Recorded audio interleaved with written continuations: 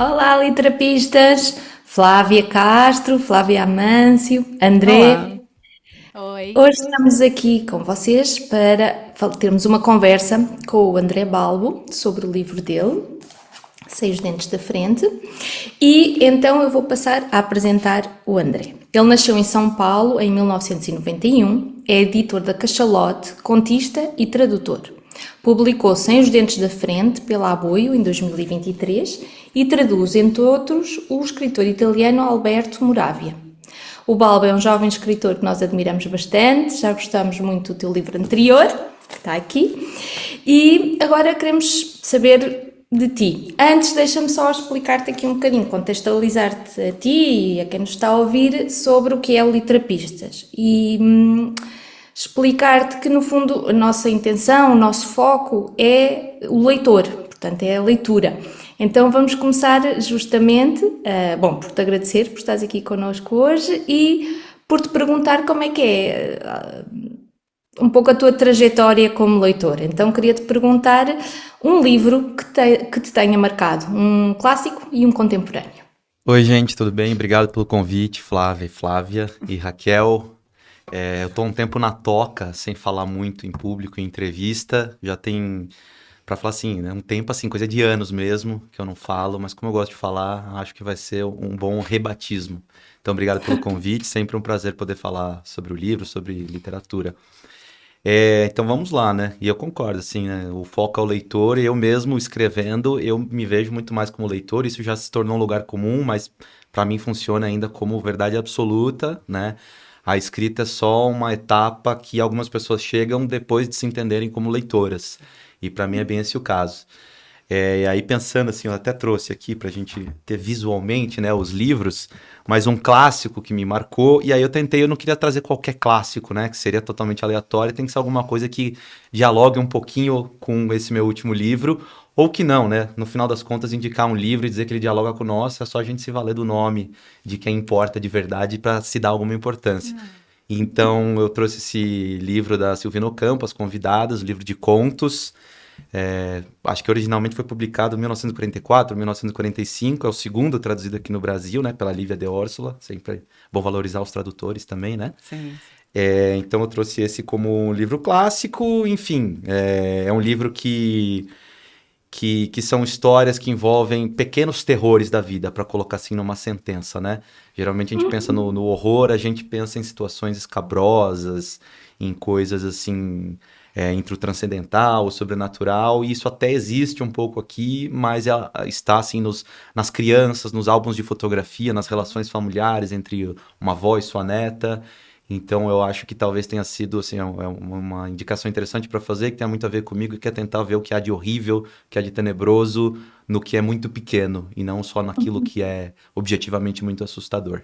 Então fica essa a indicação. Muito bom, Legal. muito bom. Eu queria só fazer aqui uma observação. O André tá no quarto livro, né, André? Isso. Os outros títulos são quais? Acho que é legal falar também sobre eles, né? Ai, não Eu tenho. costumo esconder alguns dos livros, mas isso não tem nada a ver com os meus editores que me deram a oportunidade de publicar, tem a ver comigo mesmo, né? Tava comentando aqui em off que a pessoa, quando é jovem, já tem tantos livros assim para mostrar.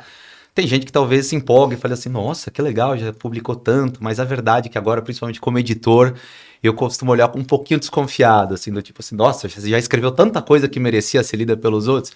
E eu acho que não, acho que eu tive dois primeiros livros que foram muito, assim, ainda tateando o universo literário e mais, assim, dando vazão pro meu ego do que, de fato, querendo construir boas histórias para os leitores. Mas mesmo assim, né, eles são condição de possibilidade para esse livro atual. Então, o primeiro deles, 2017, se chama Histórias Autênticas, de contos, todos são de contos, pela editora Patois.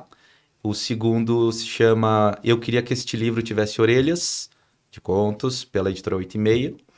E esse que você mostrou aí, tão recente ainda na minha memória, mas já tem alguns anos, Tem foi alguns anos. publicado Eu em li também. 2021, em plena 2000. pandemia. Sim, eu li na Você E... leu pandemia. também, Eu li na Flá? pandemia, sim. Leu na Li, pandemia? Olha só. li.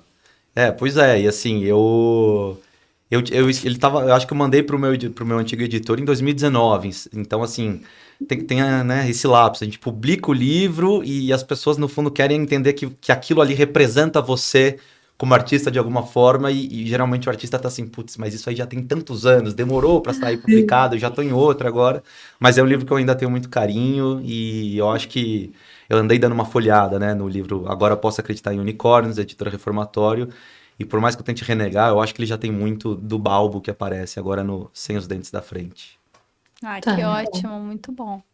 Muito bom. E o André, acho que assim, não me surpreende. Vou antecipar que eu fiquei encantada com o livro, né? Encantada.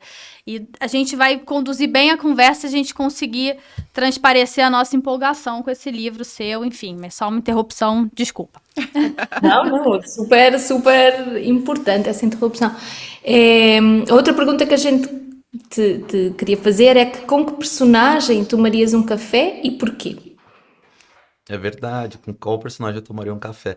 Sabe, é o que eu falo. O problema das entrevistas é que eu cada vez respondo alguma coisa. Então, assim, ou eu tô brincando de criar narrativas, ou só tô mentindo descaradamente. Então, assim, eu fico pensando em Estás-te a campos e aí. atualizar, estás-te a É atualizar, não verdade, é? não, como que é fabulação, né? Não é tudo. Mas Exatamente. então, eu fiquei muito pensando, e aí eu tomaria, acho que hoje, um café com uma personagem que tá um tanto quanto fora do universo das coisas que eu escrevi, desse livro, mas que tem muito a ver com minha figura de leitor e com o que eu tô retomando agora, com o que eu tô voltando a ler com mais cuidado, que é a Clarissa Dalloway, do Mrs. Dalloway. Teria Legal. um interesse, eu tô mais assim, interessado pela psicologia impressionista hoje, que talvez ela seja um grande exemplo na literatura, né? Disso, do que pelas psicologias perturbadas, que são as que mais me envolveram para escrever essas histórias, né? Hoje eu iria para um lado um pouco, também com as suas perturbações seríssimas, né? No caso da Clarissa, mas umas perturbações que são orientadas por uma confusão com potencial artístico muito grande. Muito Tá bom. bom, Maravilhoso. Muito bom. bonito. Bom, então vamos passar então a falar do teu livro, que eu vou mostrar de novo, que é para ninguém se esquecer desta capa tão interessante. E, bom, primeira coisa que eu tenho que fazer é dar um alerta spoiler, não é? Que é, se vocês ainda não leram o livro, nós vamos estar a discutir o livro mesmo, então vão ficar a saber coisas que talvez seja melhor saberem só depois de terem lido, para não estragar a vossa experiência. Então, se não viu, se não leu ainda, para aqui o vídeo, vá ler, regresse. E, bom, este é um livro de contos, como o André acaba de contar, em que nós percebemos uma grande entrecruzamento entre o realismo, não é? Ou a realidade, se é que há realidade, e o realismo fantástico. Não sei se podemos chamar de realismo fantástico. André? Então, assim, se você for conversar. Eu só escrevo, né? Mas se eu for conversar com professores, com os acadêmicos, ensaístas, eles têm todas as divisões bonitinhas, o que é o fantástico, o neofantástico, o absurdo e tal. Eu não me preocupo muito com isso na hora de escrever. Eu aceito entender como realismo mágico. O Cristiano Aguiar, que escreve na Orelha, ele fala muito Sim. do guarda-chuva do insólito. Então, quando eu tô na dúvida, assim, eu prefiro falar, insólito, algo que sai da ordem comum do dia a dia real. Mas eu acho que faz todo sentido pensar como realismo mágico também, realismo fantástico. Aceito todas as etiquetas. Todas as nomeações. Boa. E tem até um pouquinho agora que falaste, não é? Faz-me lembrar até, tem vários momentos, assim, que é da ordem até daquilo que a gente chama o sinistro, né? O Freud falava que é o não familiar, não é? Das coisas muito corriqueiras, muito dia a dia, e de repente estão do outro lado não é? Do que nos é familiar mesmo. Bom, então, queria-te dizer que relemos o teu livro, ou seja, tivemos uma primeira leitura e depois uma segunda leitura, e ficámos com vontade de ter uma terceira leitura, só que já não tivemos tempo, porque fomos percebendo que o teu livro tem uma estrutura de jogo, não é? E quando nós começamos a perceber isso, começamos a ficar empolgadas em, não é, continuar a jogar o jogo, não é? E percebendo o que é que está a acontecer. Então, acho que a minha primeira pergunta, na verdade são algumas juntas, que é quando é que este livro começou e quando é que ele acabou? E se poderíamos falar mais do que em contos, em capítulos. Tá. Mais do que dizer quando ele começou em termos de data precisa ou qualquer coisa do tipo, porque eu não lembro exatamente agora disso, mas eu posso dizer o tempo psicológico, talvez, desse livro, né? Ele é um livro que ele surge como uma espécie de resposta, de retorno catártico ao livro anterior, né? O Agora Posso Acreditar em Unicórnios. Eu achava que era um livro que também tinha, de alguma forma, uma estrutura de jogo, contos que conversam com outros, personagens que reaparecem, né? As coisas sendo ditas mais nos interstícios entre as histórias do que abertamente, né? Nas frases, nos parágrafos. E eu queria muito manter esse tipo de estrutura. E assim, quando eu fico pensando em novos projetos de livros de contos, eu não consigo imaginar de outra forma.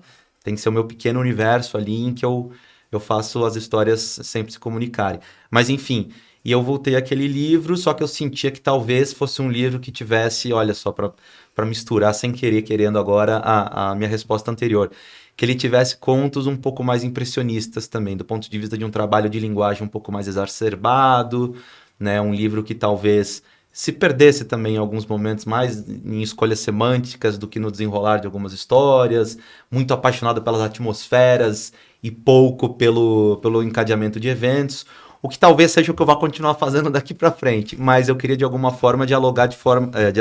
horrível repetir palavra tão perto, né? Mas eu queria dialogar de uma forma um pouco mais direta com essa influência latino-americana, do insólito, do sinistro, e principalmente do que vem se convencionando chamar aí de novo gótico latino-americano, né? Principalmente dessas escritoras argentinas, equatorianas, mexicanas.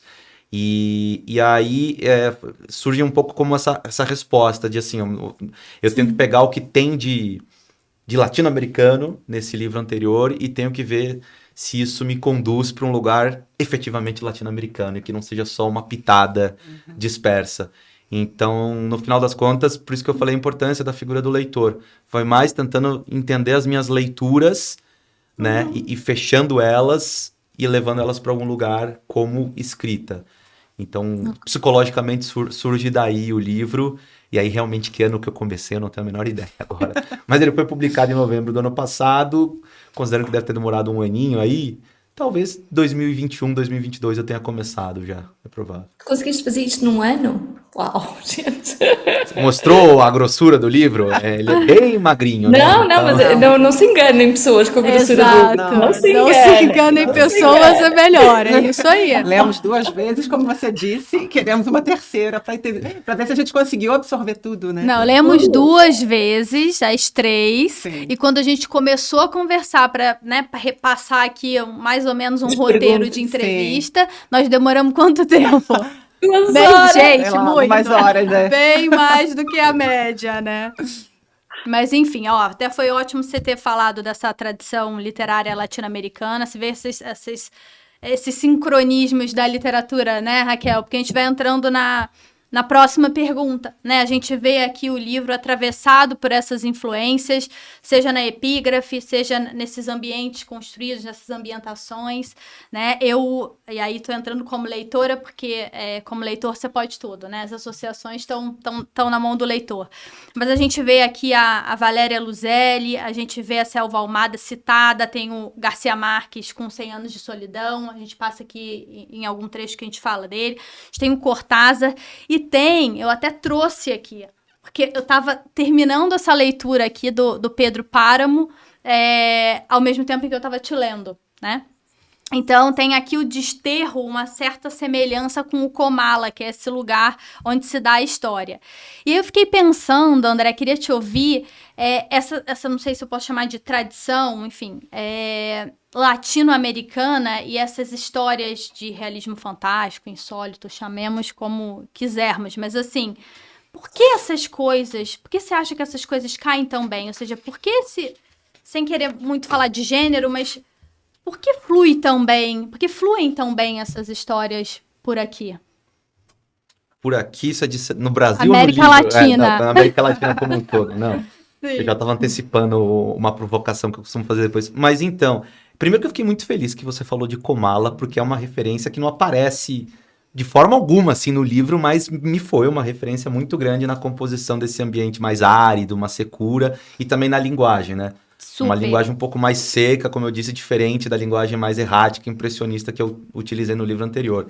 E aí, assim que eu cheguei, eu vi o Pedro Páramo ali, a mesma edição que eu tenho, eu falei assim, nossa, que show. Não é? Tomara que ela fale alguma coisa comigo sobre Os esse livro. deuses da literatura estão soltos, né? Por um acaso, eu li os 2 livros juntos. E pra mim, assim, não dava pra negar. Assim, eu senti totalmente um espelhamento, quase como se fosse um espelhamento, né? E tava à vontade, porque agora eu tô na minha terra, tô vivendo lá, né? Enquanto eu não tô aqui com vocês, eu tô lá nesse lugar. Não, tá perfeito. Mas enfim, eu realmente assim, fiquei muito feliz com a associação, porque foi... A intenção do autor sempre importa muito pouco, essa é a verdade. Mas quando ela é confirmada de alguma forma em alguma leitura, a gente fica feliz, porque fala, putz, então o diálogo ele foi franco, né? Não foi um enfeite, não tô só jogando nome de referência, elas estão aparecendo de forma orgânica. Outra palavra desgastada, mas eu acho que cabe bem aqui, né?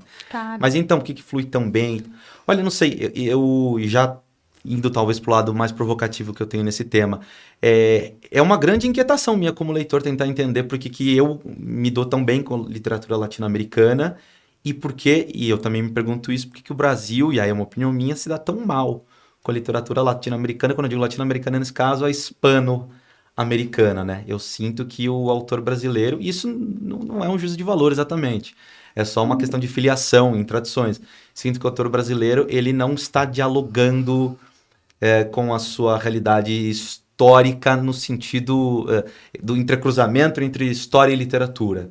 Eu sinto que o escritor brasileiro muitas vezes está fazendo comentários sobre a realidade mais imediata possível, e eu sinto que a literatura latino-americana, que é cheia de historicidade, ela está de alguma forma construindo ficções nas brechas da realidade, né? Fragmentando a realidade para compor suas próprias histórias. E aí um dos resultados possíveis das leituras dessas histórias, principalmente nos contos latino-americanos, é uma reflexão sobre o passado político, o presente político da América Latina, né?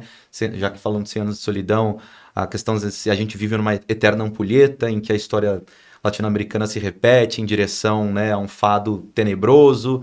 Eu sinto que existe uma divisão muito clara assim, entre o que é uma tradição latino-americana e hispano-americana e a tradição brasileira. A tradição brasileira parece um pouco mais inspirada pela sociologia, talvez, pelo jornalismo, pelo ensaísmo, no sentido de comentário mesmo, e eu sinto que a literatura hispano-americana ela é, nesse sentido, um pouco mais literária. São as próprias leituras que conduzem e vão puxando, né? Tanto que você vê, né, os escritores latino-americanos, hispano-americanos, eles estão sempre em contato um com o outro, os textos conversam muito com os outros, né? Até para derrubar o texto anterior, você precisa ter lido o texto anterior, né?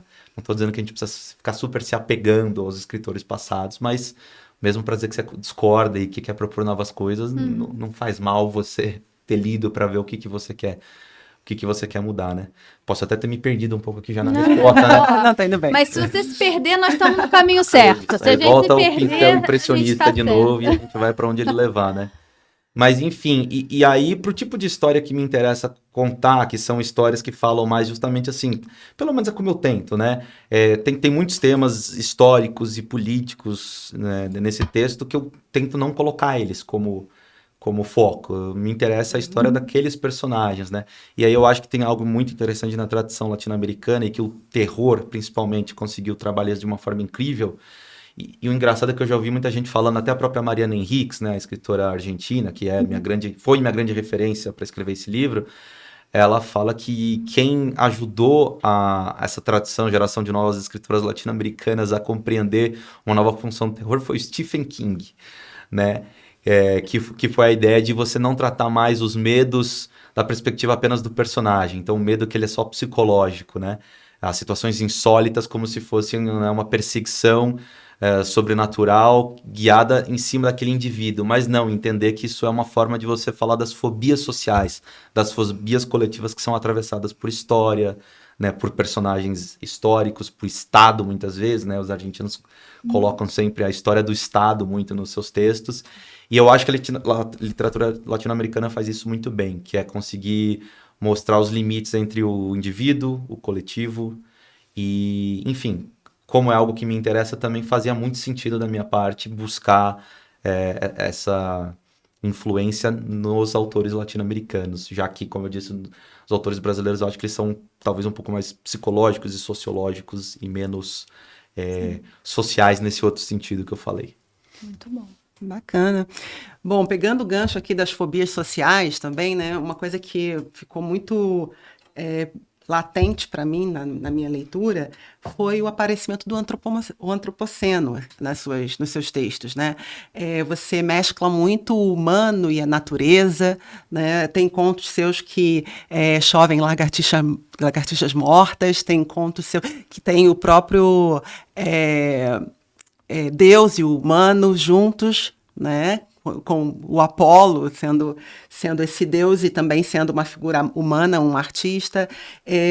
A gente tem contos que se entrelaçam, né? Que são uma casa vazia, né? Que vai se esvaziando, e mais para frente a gente entende que tem uma morte associada a um vírus que possivelmente veio de um animal. Então, assim, o antropoceno está muito presente ali, e é uma pauta atual também, nossa, da sociedade, né? Enchentes que surgem do nada, né? Um professor que seria, no caso, uma autoridade para falar sobre o assunto é visto como um simples morto de fome. Então, assim, queria que você falasse um pouco sobre isso, né, pra gente, sobre se isso foi uma intenção.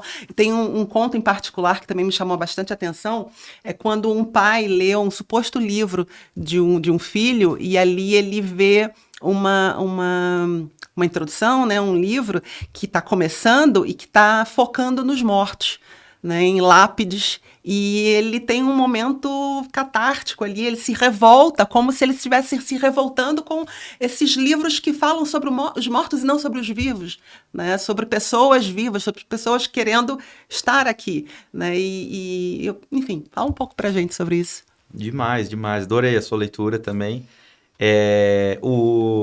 Putz, pior que assim, só porque eu comecei a falar, né? Não, eu tô super do lado dos hispano-americanos, mas assim que você tocou nesse assunto dos animais e tudo, putz, não tem jeito. Eu vou ter que falar agora de algumas brasileiras que me trouxeram para isso, né? Eu acho que a grande figura que me apresentou os animais, apesar da literatura latino-americana e hispano-americana também ser assim, a profusão de animais, de bestiários, né? O próprio livro do Cortázar com esse nome, Sim. né? O meu maior interesse da relação entre humano e animal surgiu quando eu comecei a ter contato com Clarice Lispector, com os contos dela, principalmente, né? O Laços de Família e o Legião Estrangeira são, assim, 2 livros de cabeceira. Para mim, o Laços de Família, principalmente, já aparece muito, né? Do Estranho Familiar, do Freud, naquele livro.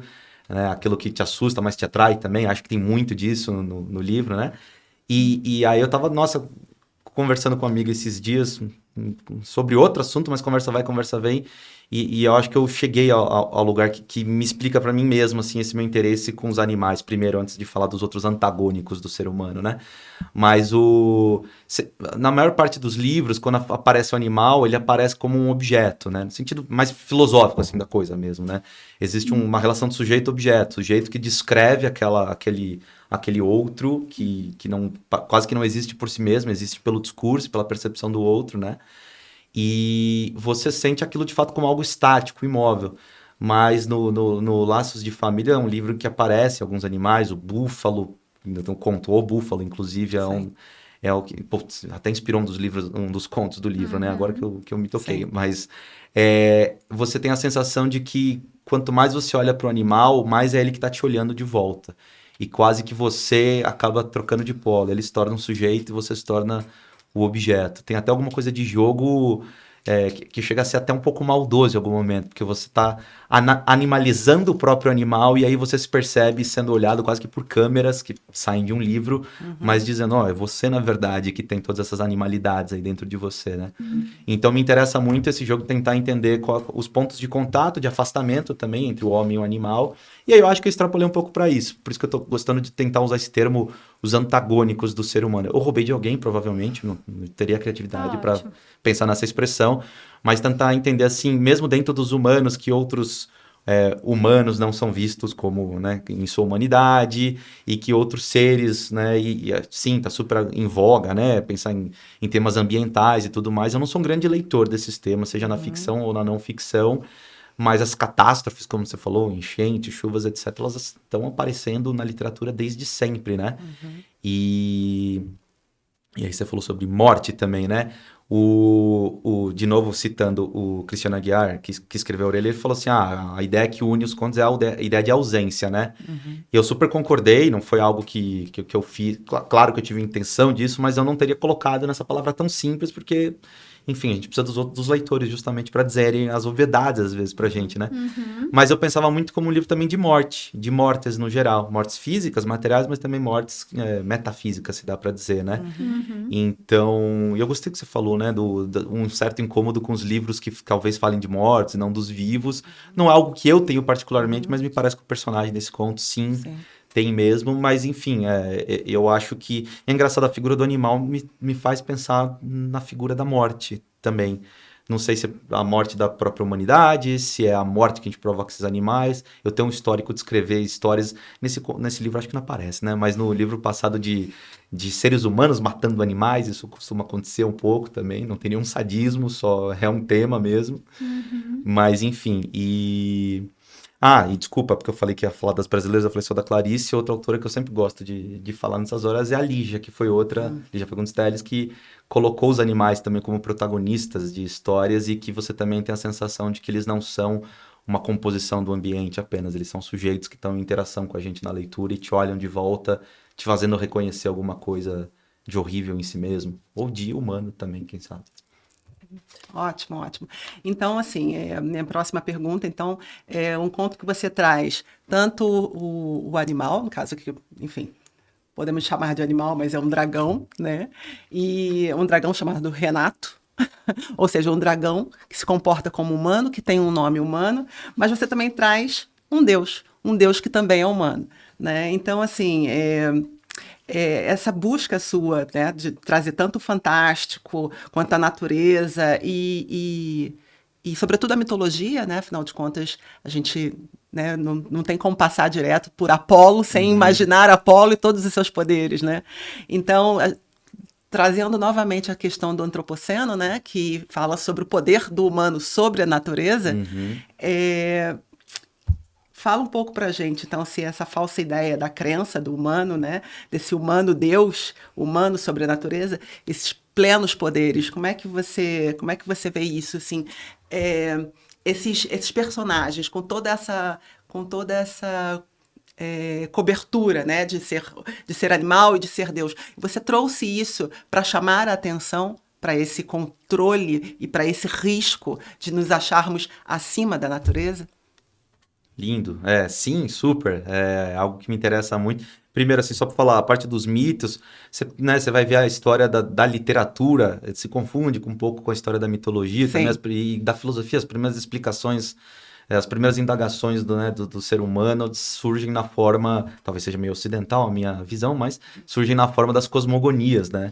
E então sempre foi um tipo de leitura que me interessou muito. Vira e mexe aparece esses nomes de divindades mesmo. Que bom que tem leitores que ficam curiosos com os nomes, porque para mim nomear um personagem ou qualquer coisa, qualquer escolha de palavra é uma coisa muito séria. Não tá ali à toa, tem que ter algum motivo. O próprio nome Renato, ele é um nome humano, mas também significa renascido, né? Então, assim, tem sempre alguma brincadeira mitológica religiosa nesses nomes, né? Mas sim, super me interessava isso. Eu acho que uma das chaves possíveis de leitura também dos contos, ou pelo menos da maior parte dos contos desse livro, é a chave da disputa de narrativas entre personagens, mas que representam, de novo, personagens sociais, não só indivíduos dentro dessas histórias, né?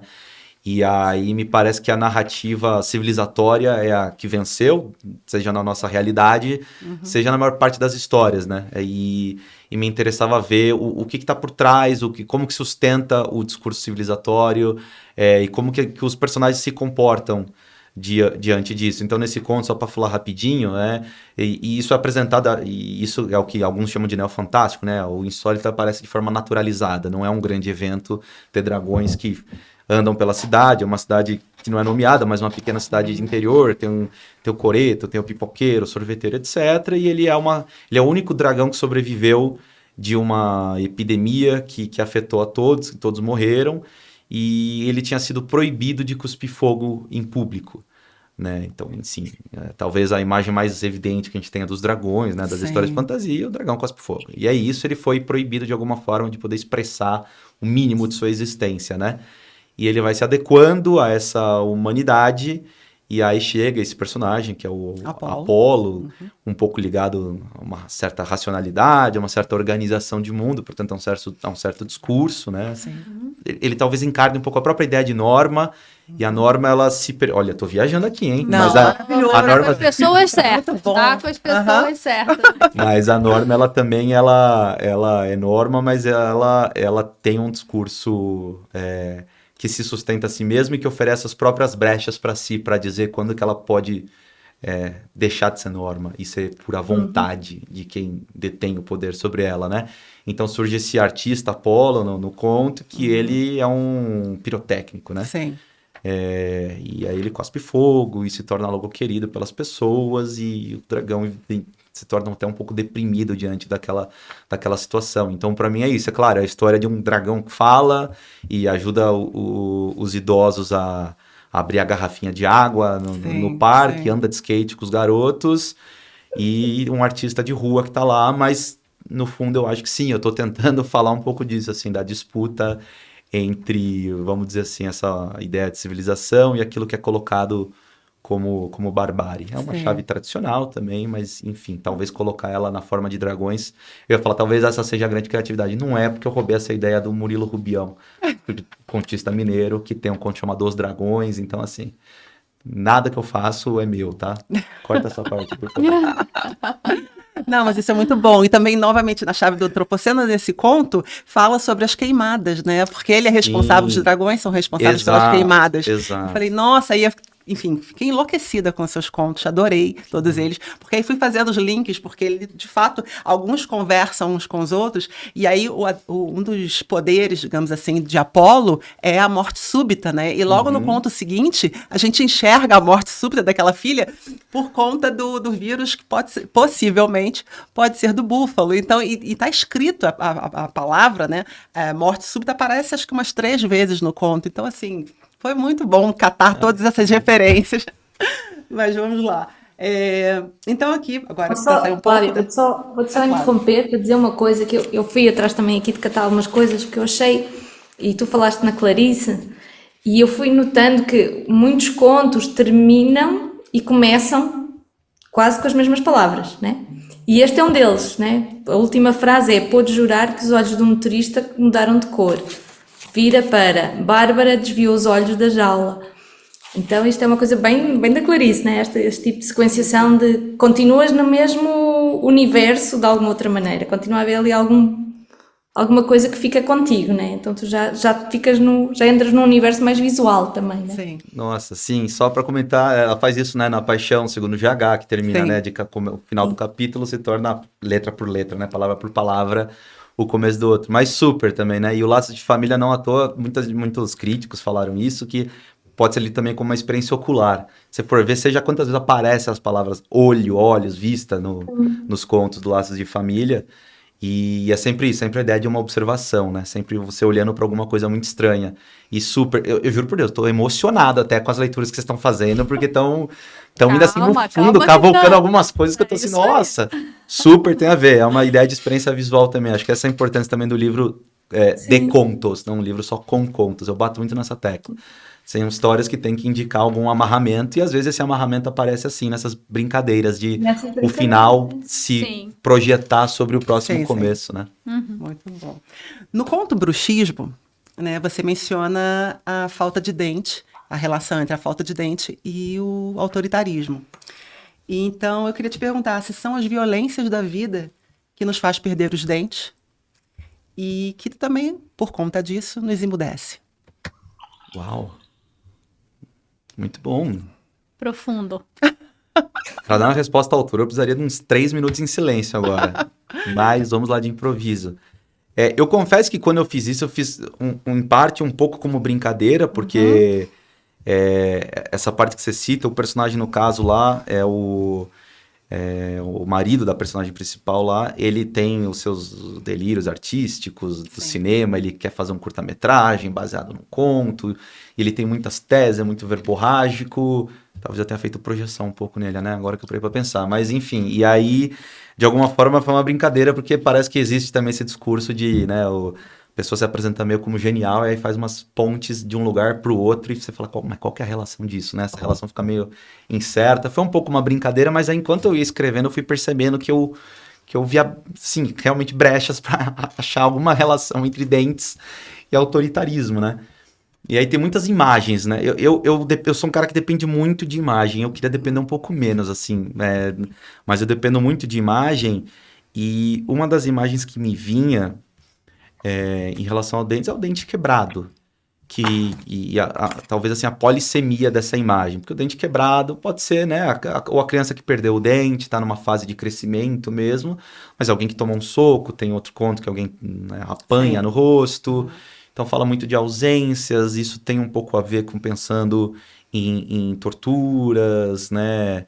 Em desaparecimento de pessoas, e aí você encontra o dente depois. Eu comecei a ver que, de alguma forma, parecia ter alguma relação com isso, e a ideia de ruptura mesmo, de um dente partido, de um dente quebrado, me lembra a ideia de um pouco de ruptura da humanidade também, né?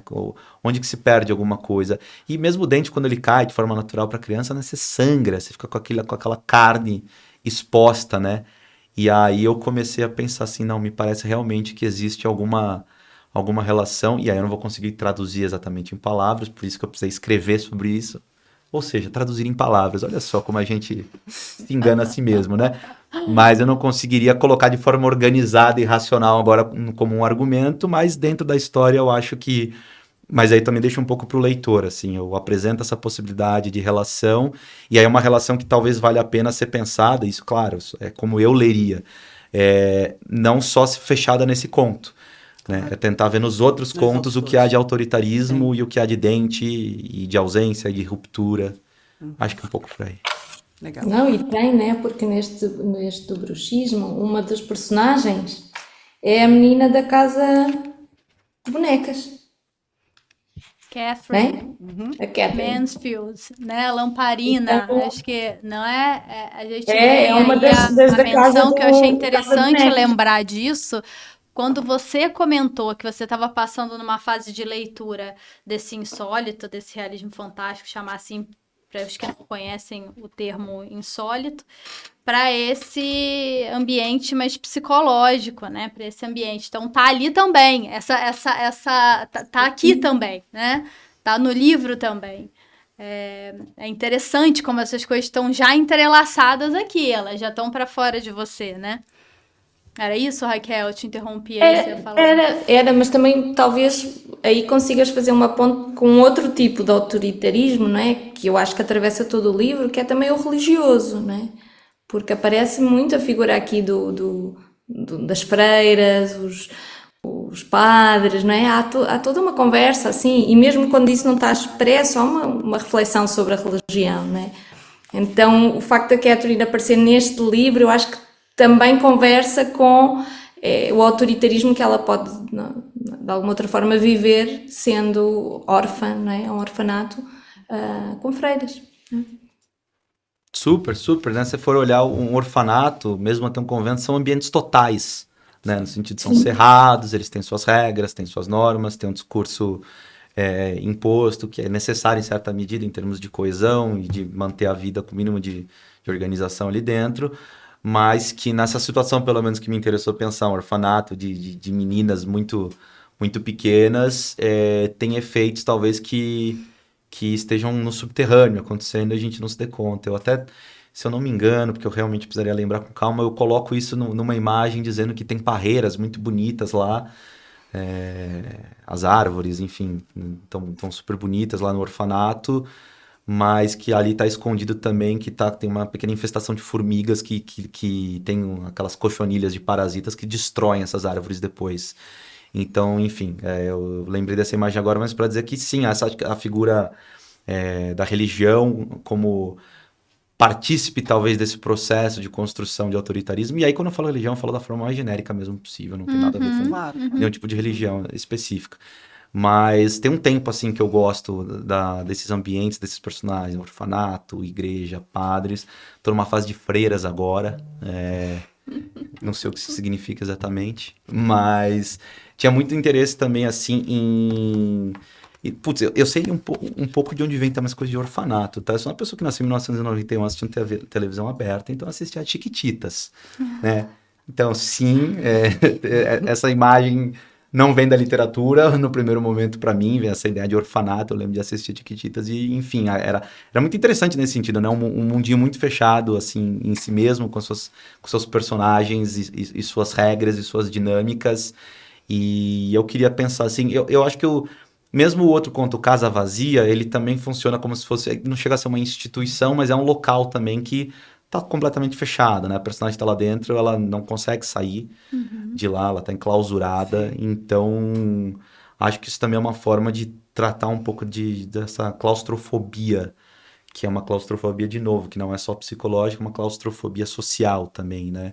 E talvez nesse caso seja isso, assim, o que será que se constrói em termos de vivência para órfãos, e que não tem definitivamente nada a ver com as minhas experiências de vida, realmente um interesse assim temático, literário mesmo. Os muros do claustro eram revestidos dos mesmos azulejos em tons azul e branco da nave e ornamentados com parreiras que, tão gordas naquela época do ano, davam uma tentadora cor local.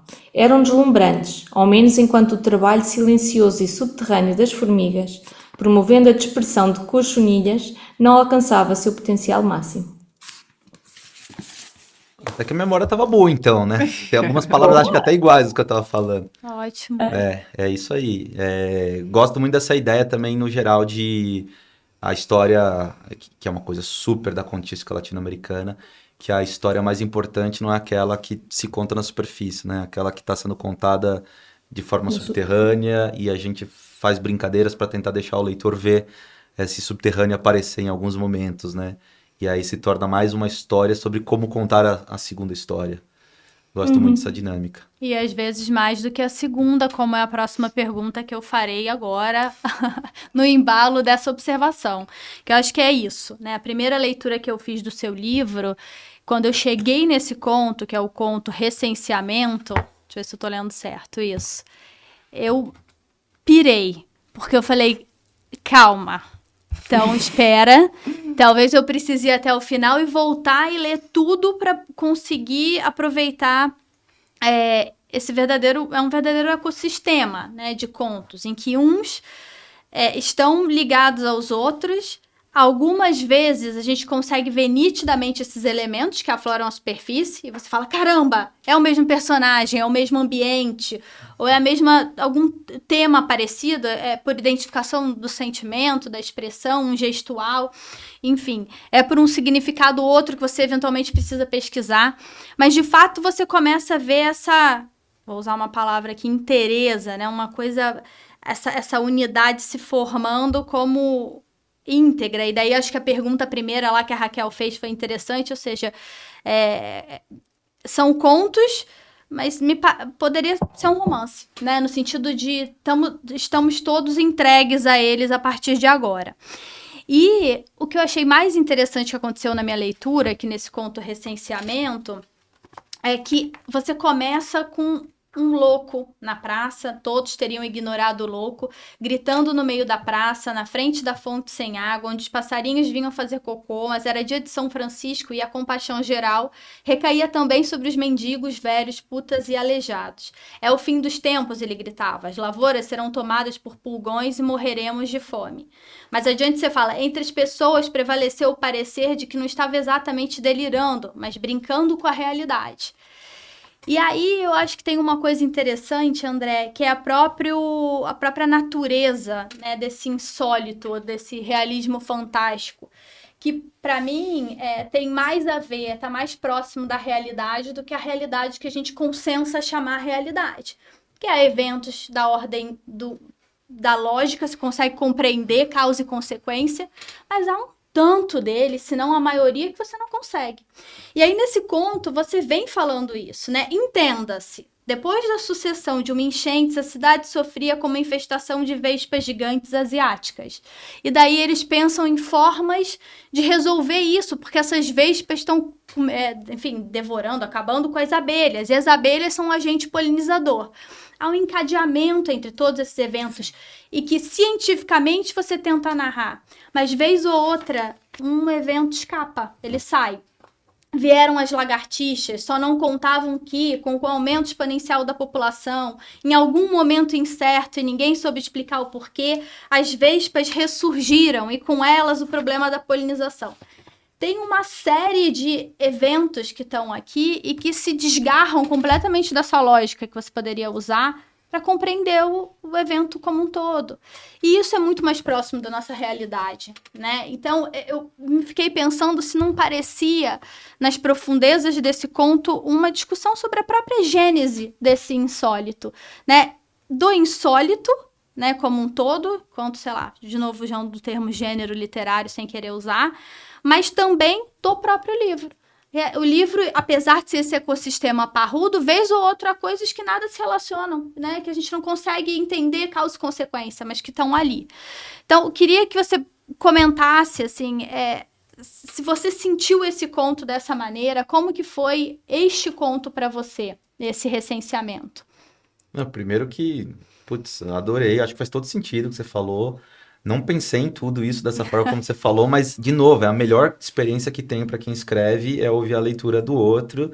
Eu acho que faz muito sentido, mas, assim, eu considero, o que eu posso dizer de cara, assim, ele super central, assim mesmo pro livro, porque ele meio que dispersa personagens, apesar de estar depois do conto que tem a chuva de lagartixas, eu sinto que é ele que dispersou aquelas lagartixas que choveram de alguma forma, sim, né? Sim. E aí não vai ter, como você disse, o encadeamento não vai, assim, se for tentar explicar cientificamente, não tem como, né? Tem uma infestação de lagartixas, elas choveram em algum lugar, assim? Como assim elas choveram, né? Das nuvens, né? Não vai, essa parte não faz sentido, mas de forma simbólica, sim.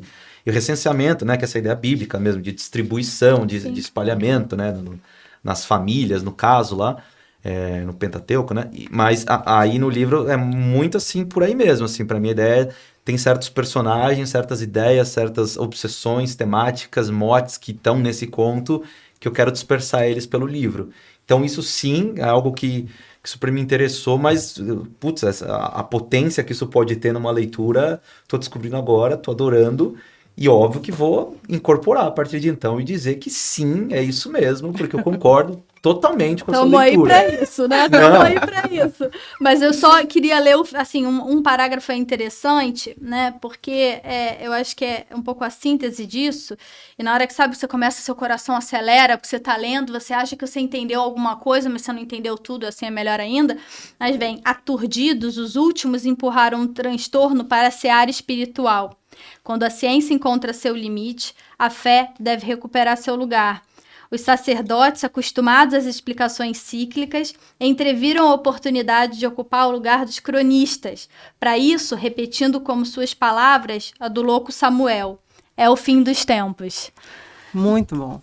Essa parte é muito boa. Enfim, então, para mim tem uma coisa da alma deste livro e talvez da sua relação com esse tipo de expressão literária que está ali, né, de alguma maneira.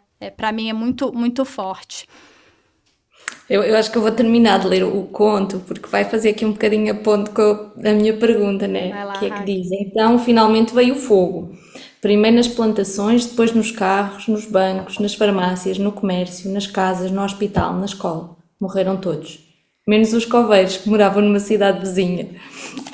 Ai, muito bom. Então, eu compartilho um pouco a leitura do Cristiano Aguiar, né? Eu acho que este é um livro que fala muito e, sobretudo, talvez essa é a primeira coisa que nos impacta ou que nos faz, assim, parecer o tema central do livro numa primeira leitura, que é a questão da ausência, né? Portanto, os objetos que desaparecem, as pessoas que desaparecem, as coisas que desaparecem, enfim. Fica muito a ideia do absurdo da perda, não é? E que talvez o fantástico daria conta desse absurdo, não é? Que é tão absurdo que só isso daria conta. Das coisas que mudam também, não é? Do tempo que muda as coisas. Mas quando tomamos distância do livro, ou seja, depois de uma primeira leitura, antes de voltar à segunda leitura, eu comecei a achar que havia um excesso de presença nessa ausência, ou seja, sobretudo na questão dos filhos, ou seja, essa ausência era tão pesada que era um excesso. Temos no conto A Casa Vazia sobre a perda de uma filha, na Casa de Bonecas as crianças desaparecem, então dá um pouco a ideia de que estamos a ficar sem futuro, não é? E isso é uma coisa que atravessa o livro todo. Nascemos sem dentes, morremos sem dentes, perdemos os dentes no meio fruto da violência, mas parece que o livro está a falar também um pouco de voltar a colocar o enigma no centro da vida, não é? E ao mesmo tempo é muito engraçado, porque eu achei, não sei se sou só eu que tive essa leitura, mas eu achei que há vários momentos em que o livro é tão sarcástico, tem assim umas, como esta do morreram todos menos os coveiros que estavam na cidade vizinha, não é? Que eu só posso rir, porque são coisas muito... brincam ali com o absurdo. Então eu queria que tu falasses um bocadinho disto, não é? Da ideia de enigma e do humor que tu trouxeste aqui. Maravilha. Acho que faz muito sentido isso que você falou sobre a ausência se tornando quase que personagem da maior parte dos contos. Ela começa a ser tão abundante que se extravasa e ela acaba compondo algum tipo de existência. E isso eu posso dizer que foi uma ideia assim muito consciente e que aí vem, não tem jeito, de um outro pai da literatura meu, que eu fico tentando me desligar às vezes, mas não tem muito jeito. Todas as conversas levam ele, que é o Borges, né? Tem um conto dele que hoje não é mais, talvez não tá nem nos meus top 4 contos preferidos do Borges, mas foi o que, eu acho que foi o primeiro que eu li fora de ordem, que é o Jardim de Veredas que se Bifurcam, e que é uma assim, é uma história meio policial, na verdade, de uma perseguição, mas o mistério está no foco, tem um labirinto que não é exatamente literal, o labirinto, né?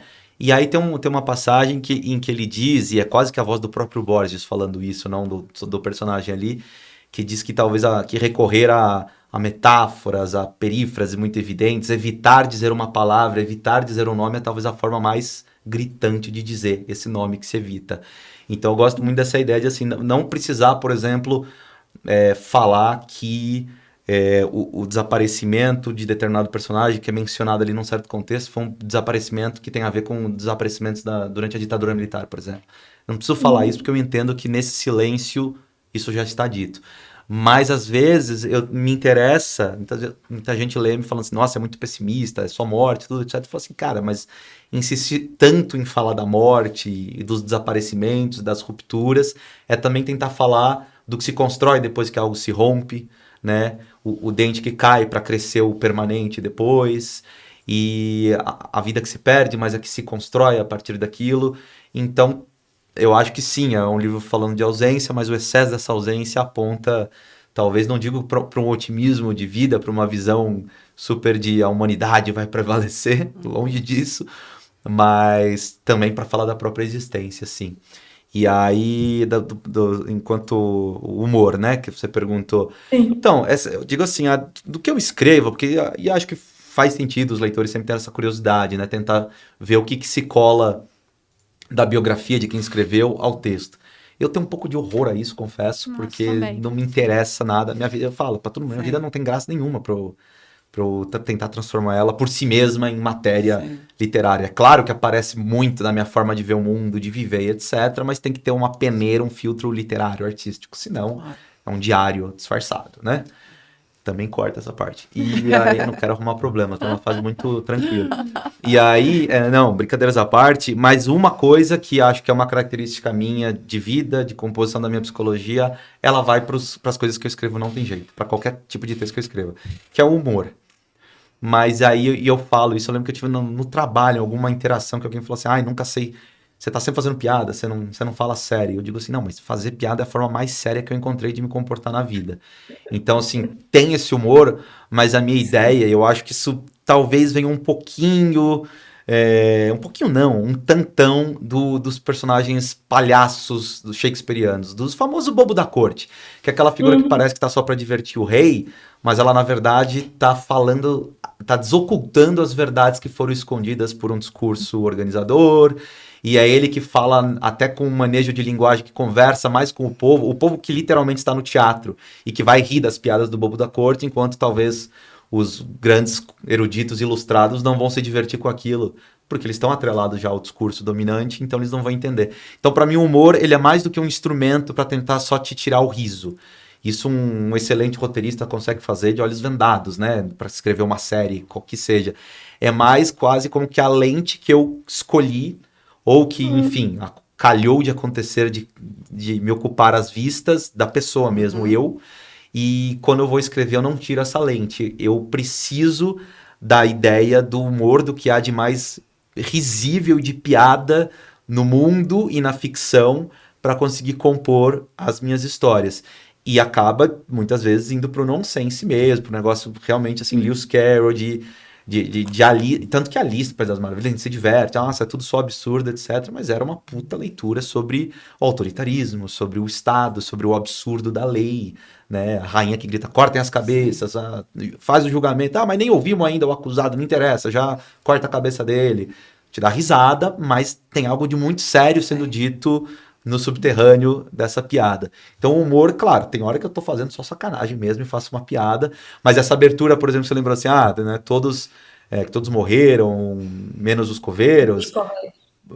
É óbvio que é uma piada, é óbvio que é um gracejo também, mas tô tentando falar alguma coisa também, do tipo, né, nesse conto em que todo mundo desaparece, que todo mundo morre, etc., ainda vai precisar de uma classe de trabalhadores para dar um jeito para esses corpos, o que acabou se tornando algo muito vivo na nossa realidade Sim, agora, né? Mas enfim, era uma pequena obsessão assim que eu tinha, né? Com a figura do coveiro, que eu queria sempre entender isso. Nossa Senhora.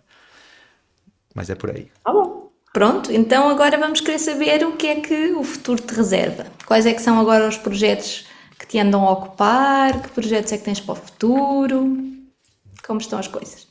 Olha, então assim, no momento ótimo para responder isso, porque eu acabei de cumprir meu aviso prévio na empresa que eu trabalhava e agora eu tô 100% como editor na Aboio, né, no selo Cachalote, que é o selo de literatura brasileira contemporânea da Aboio, contando um pouquinho, porque de fato é um projeto realmente assim novo, né, a Aboio, inclusive eu trouxe até alguns livros aqui, não sei, depois pode me perguntar se eu quero indicar algum contemporâneo também, só para eu poder fazer uma propaganda aqui de forma mais natural. Mas Não, assim, a gente gosta de A gente indicações, adora. boas indicações a gente quer. não, sempre. Mas assim, a Aboio, digamos, que sempre existiu, né? Em 2020, que era uma revista, se tornou agora uma editora, já está tendo um crescimento super bacana, né? A Aboio já vinha tendendo, né, a se espraiar mais pelo mercado de literatura internacional e, portanto, traduções do que literatura brasileira contemporânea, né?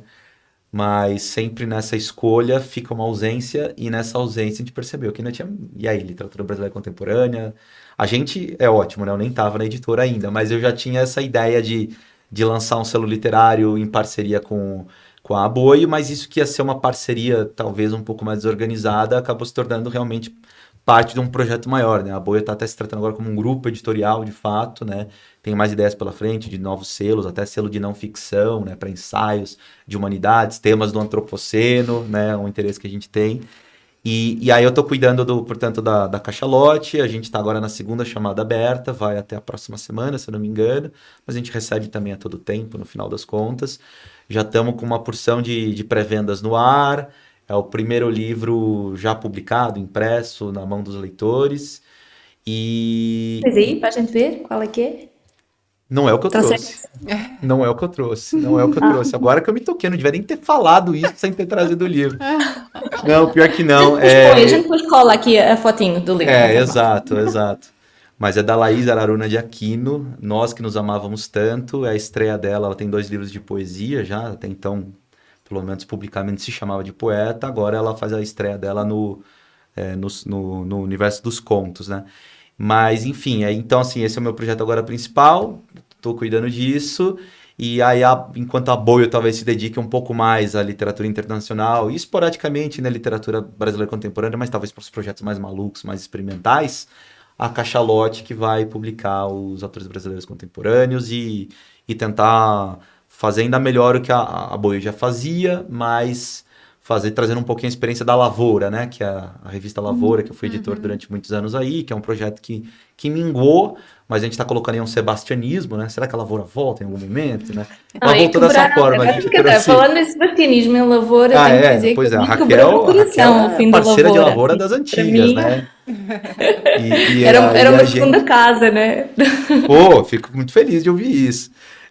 E aí a gente tinha na Lavoura essa, assim, uma escolha editorial, mas política também no sentido amplo, que assim, não, a gente vai publicar textos, mas textos que a gente efetivamente leia e trabalhe sobre eles, comente, risque, edite de fato, porque eu acho que uma dor muito comum dos autores, e eu, portanto, também junto, né, brasileiros, e tem vários motivos para isso, nem vem tanto ao caso, mas é o fato de a gente publicar um texto num site, num portal, ou o próprio livro impresso ser um texto que não passou pela leitura efetiva, com apontamentos, com notas de um editor. Isso é muito ruim, porque a ideia de literatura, de fato, é experimentar as leituras desde o primeiro momento, né? Hoje em dia se tornou até muito fácil. Você só escrever um livro e imprimir, dá pra gente se considerar que tá produzindo literatura, porque só imprimir um texto que a gente bateu no Word. Então, me parece fundamental a ideia de, não, uma edição exige um trabalho de texto cuidadoso, e é isso que a gente está fazendo agora, e está sendo um desafio, porque eu estou tendo agora que editar poesia, e é um universo, né, que não é o que eu me sinto mais confortável, mas está sendo uma bela experiência, né? E só para dizer de outro projeto, que esse é um projeto aí sim, esse é um pouco mais difuso, né, que eu estou fazendo traduções agora também, é uma novidade, assim, doida, cheia de insegurança também, porque você vai ver os tradutores geralmente, né, vêm da academia, tudo, mestrado na USP, doutorado na Unicamp, etc, e não falo isso né, pelo contrário, reconhecendo a importância talvez de eu buscar esse tipo de validação também, mas eu comecei a fazer traduções e tô um pouco nessa ansiedade de, putz, será que eu preciso de um pouco mais de acúmulo para começar a fazer esses livros? Mas, pelo que eu estou vendo, existe um interesse muito grande agora de algumas editoras e da própria Boio de também entender quem são os tradutores que tiveram outros percursos de estudo e de experiência profissional. E aí, enfim, terminei ano passado minha primeira tradução do romance Agostino, do Alberto Moravia. E se tudo der certo, deve sair aí no final do ano pela própria Boio. Legal. Então, por enquanto, os projetos são esses. Bacana. Ok. Mostra-nos aí faz aí a tua publicidade, o que é que tens aí para nos mostrar, Então, porque eu falei, né, para não ficar também só no discurso, a gente tem que trazer os livros dos outros, né, dos nossos colegas, né? A gente gosta dele ou não, no caso, eu trouxe o livro de uma colega que eu gosto muito. Eu tô mostrando como se a câmera fosse na TV, mas a câmera tá ali, né, eu devia estar fazendo assim. Esse é o Jiboia, da Cecília Garcia, que é uma escritora, pelo menos enquanto livro autoral dela, é o primeiro, a estreia dela, saiu pela Boio, e é muito ridículo como leitor ou como editor você falar que gosta de todos os livros de seus colegas ou da sua editora. Você tem que admitir que você tem preferências, e assim, esse aqui é um livro que eu gostei muito, que eu li, eu fiz leitura crítica desse livro numa fase anterior, e aí fui reler ele algumas vezes depois de publicar, depois de impresso, e no bom sentido, Cecília, fica chateada comigo, eu tenho até inveja em alguns momentos, porque talvez ela consiga fazer aquilo que eu estava dizendo, que para mim teve meio que ser uma decisão de caminho para tomar. Ela tem muito de um impressionismo, de uma visualidade, de um trabalho com cor, com textura, e enquanto está contando histórias ao mesmo tempo, histórias cheias de animalidades e de vegetais e de antagônicos do ser humano, e alguém conseguir já fazer isso logo no livro de estreia, para mim, pelo menos assim, é muito impressionante. Então, tô fazendo questão de sair por aí rodando com o livro para mostrar sempre ao pessoal, vão procurar conhecer a Cecília, o Jiboia, que é uma grande leitura. Muito bom. E que mais? Tens mais algum?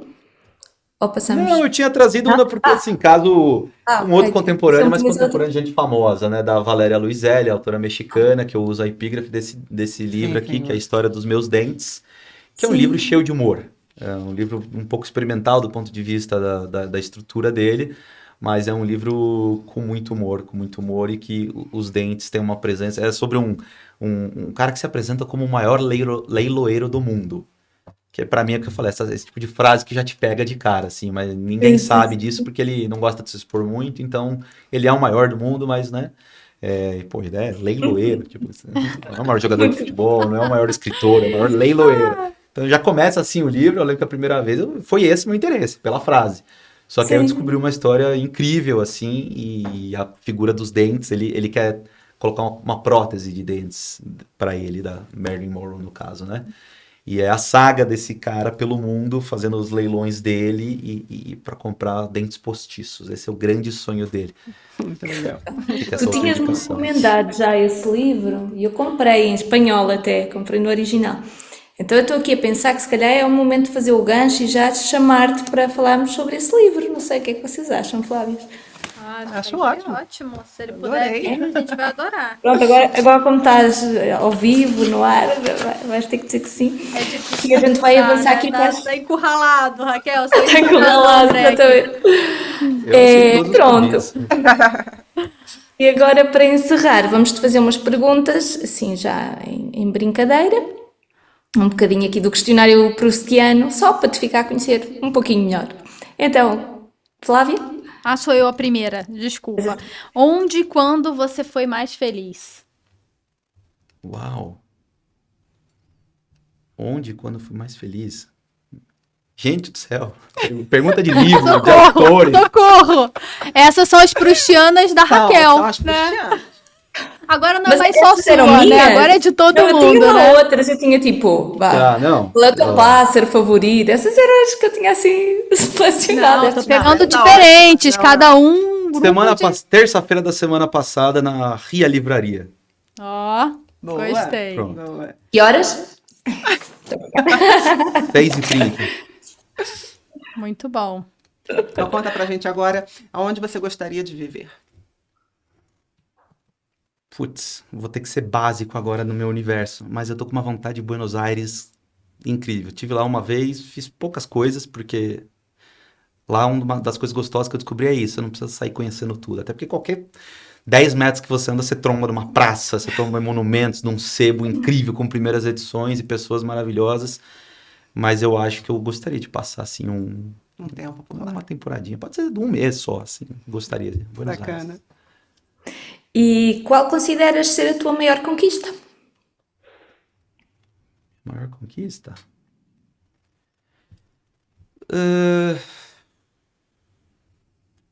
Olha, eu vou falar dentro da literatura, porque a gente ficou aqui, né, se espalhando palavras e livros, então eu não tô nem tendo a criatividade de voltar para minha outra pele de pessoa que faz outras coisas na vida também, né, fora mexer com textos.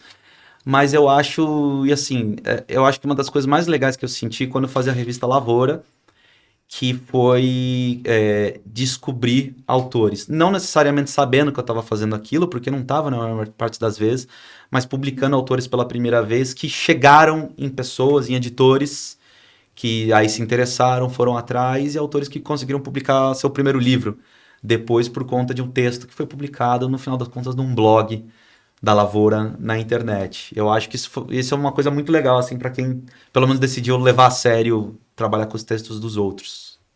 Legal. Muito bom. Ele é bom nisso. Tem brincadeira. Foi o tempo de resposta mais rápido aqui de todas as De prustianas. todas as proustianas, é verdade, é A verdade. presença, né? A verdade, assim, a Sim, pessoa sim. presente. Sempre muito bom, gostamos. Ou falar muita bobagem sempre, tá Não. acostumado Também é a uma falar, né? possibilidade, mas não é o que Acho parece, que eu fui, né? acho que eu fui sincero, de verdade. Tá Muito bom, bom, André, né? pronto. Vamos encerrar agradecendo muito, né, a presença do André aqui com a gente. Esse livro, vamos mostrar, Flá, Vamos. com as Espera lá. câmeras, essas aqui. Leiam, porque é, assim, maravilhoso. É imperdível. É imperdível. Muito bom. A gente ficou aqui tentando fazer todas as conexões, porque a gente, de fato, adorou. Obrigada pela presença, obrigada por estar aqui com a gente. Um prazer enorme. Obrigado vocês, gente. Foi realmente assim, uma delícia essa manhã. Eu tava um pouquinho nervoso, eu tava comentando antes, né? Fiquei um tempo sem falar, tudo. Falei, nossa, será que eu vou conseguir conversar sobre livro? Porque a vida te pega correndo, fazendo um monte de coisa. E fala assim, nossa, conversar sobre livro. E aí eu tenho essas oportunidades às vezes. E eu falo assim, nossa, que delícia fazer isso. E vocês foram leitoras sensacionais. Obrigado por dividir comigo e por terem lido mais de uma vez, gente. Pô, fiquei muito feliz com isso. E só vocês me permitirem aqui falar uma coisa que me ocorreu. Vocês falaram em vários momentos, como leitora, e não tem coisa melhor. E para falar da UF de novo, porque eu já tô agora... Vou começar um curso da UF na Escrevedeira, começa hoje, inclusive, né? A Raquel conhece muito bem o local, então eu tô com ela muito na minha cabeça, né? Mas ela tem um conjunto de ensaios que ela deu o título de O Leitor Comum. E que é uma das coisas que melhor me ajudou, até em termos assim de ego, né? Porque a gente começa a se enfiar nas bolhas literárias e vai querendo, como eu disse, falar muito nome, usar o termo certo para isso, falar, não, a tradição de tal forma, tal coisa assim que funciona. E uma das coisas que ela fez que eu acho que foi muito legal no tempo dela e que eu tento valorizar muito isso, a importância do leitor que está desarraigado de escolas, de tradições, de estudos, que ele tem a si mesmo, a sua bagagem, a sua experiência de mundo. Ele confronta essa sua experiência com esse outro que diz algumas coisas, né? Promovendo um tipo de fusão, assim, de horizontes, e o que sai disso não vai ser necessariamente super organizado como um artigo, mas vai comunicar alguma coisa de muito profunda que talvez os melhores artigos e resenhas não deem conta de fazer. Então foi uma experiência incrível ouvir vocês falando, e tô cada vez com mais interesse de ouvir o leitor comum falando sobre o que achou das minhas histórias do que... talvez os grandes eruditos, todo respeito. Tenho até colegas que são grandes eruditos. Sim. A gente valoriza aqui também o leitor. Sim. Certo, meninas? Muito obrigada, André.